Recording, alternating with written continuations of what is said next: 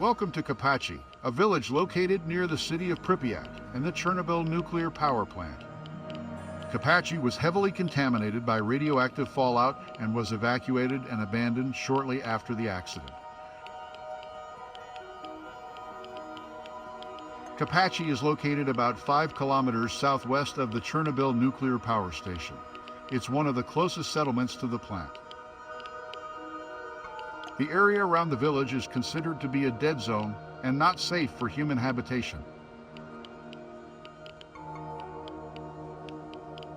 Probably around 500 people. Like many other villages in the area, it was a small, rural community made up mostly of farmers and their families. Before the disaster, Kopachi had a typical layout for a small village, featuring several residences, farmsteads, and small administrative buildings. After the accident, the government demolished many of Kopachi's buildings in hopes of reducing the spread of contamination.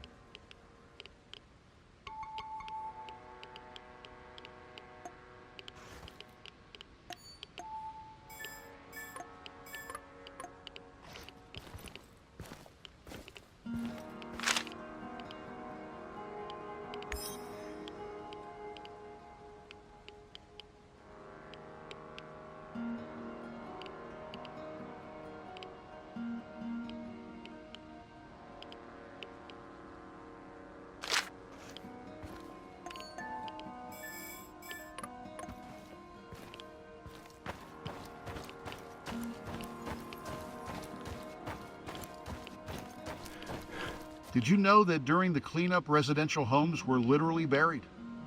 The top layer of contaminated soil was removed, surfaces were treated with special decontaminating solutions, and radioactive materials were buried. Cleanup also involved the demolition and disposal of heavily contaminated residential buildings in many villages in the exclusion zone. Approximately 115,000 people were resettled as a result of the Chernobyl disaster. It was necessary to protect people from harmful radiation, and the residents of several contaminated towns and villages were moved to safer areas. The evacuation and resettlement process was carried out by the Soviet government. It had a profound impact on the lives of those affected, and many struggled to adjust to their new circumstances.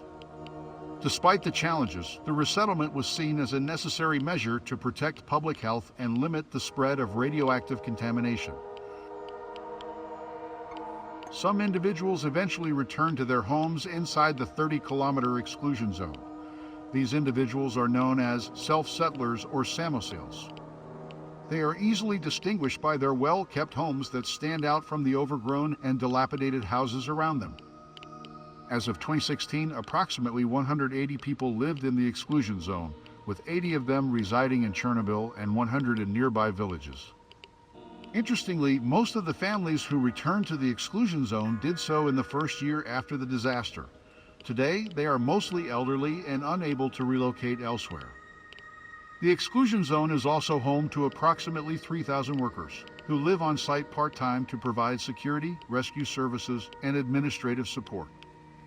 The self-settlers are not concerned about radiation levels, and they don't mind the increasing number of tourists visiting the ghost town. They have lived in harmony with nature for a long time and do not complain, despite their isolation from the rest of society.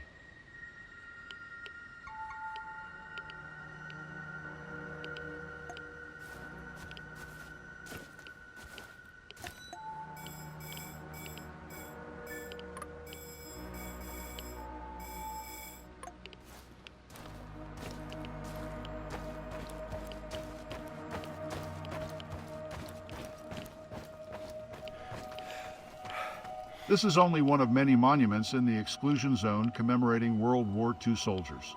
However, it is probably the most visited by tourists today. The inscription below reads, "Eternal glory to the heroes who fell in the battles for the freedom and independence of our homeland."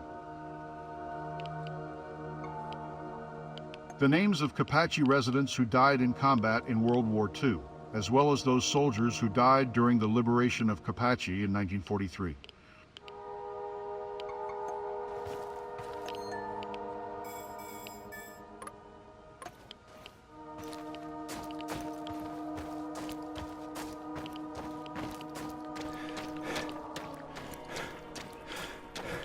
Kopachi Kindergarten is one of the last buildings standing in the village. It was abandoned and remains in a state of disrepair, but is still a popular tourist spot. Most other buildings in the area have been demolished and the ruins buried due to high radioactivity.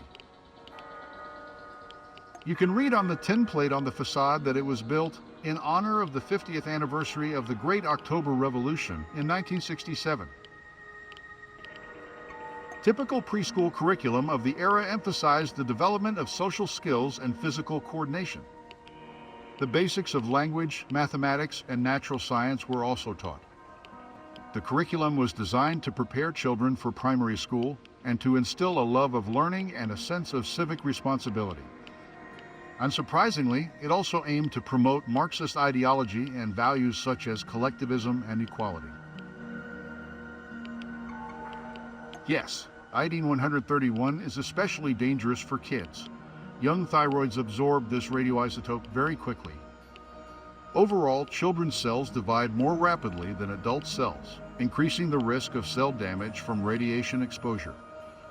Additionally, children's organs, bones, and tissues are still developing, which also makes them more vulnerable to the effects of radiation.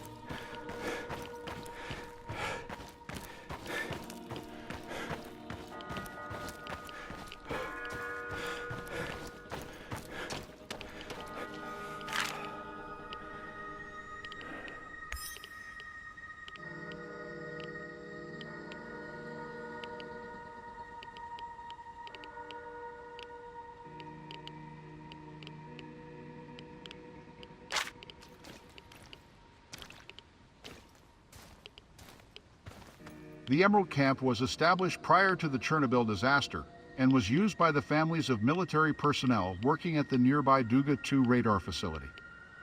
It served as a summer camp for children, providing them with a chance to spend time in a forested, rural environment and participate in recreational activities. The camp continued to operate after the disaster, but the surrounding area was eventually designated as part of the exclusion zone due to high levels of radiation. Unfortunately, it was mostly destroyed by forest fires in 2020. What you see is a virtual reconstruction of the original. The Young Pioneers were a massive Soviet youth organization for children aged 9–14. It was founded in 1922 and was modeled after the Scouts. The aim of the organization was to educate and politically indoctrinate young people in Marxist-Leninist ideology and to promote Soviet patriotism. The Young Pioneers offered young people opportunities for physical, cultural, and social development, encompassing activities such as camping, sports, and arts and crafts. They also participated in political and social events and various ceremonies and parades. Membership was seen as a rite of passage for young people. The organization was dissolved in 1991 with the collapse of the Soviet Union.